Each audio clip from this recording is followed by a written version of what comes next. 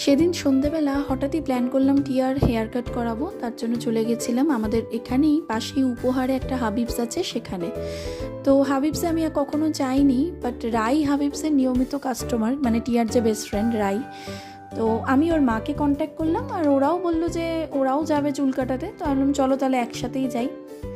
নিচটা দেখলে বুঝতে পারবে যে কতটুকু চুল কাটানো হয়েছে, বাট ওরা দুজন যেহেতু একসাথে গেছে তো দুজনে খুব এনজয় করেছে। আমি তো কিছু বুঝতে পারছি না যে কোথায় চুল কেটেছে, কারণ আমাদের সময় চুল কাটা হতো নিচে থোকা থোকা চুল পড়ে থাকতো, আর আমার মেয়ের দেখছি নিচে একটু আধটু চুল পড়ে আছে, মানে এতই সামান্য।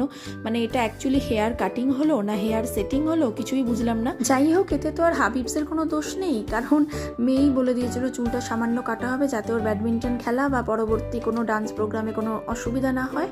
তারপরে পারমিতা ওদের চিকেন ইন্টারনেট খাইয়ে দিয়েছিল, আর তারপরে রাই একটুখানি সময়ের জন্য আমাদের বাড়ি এসেছিল। একটা ওয়েল স্পেন্ট ইভিনিং।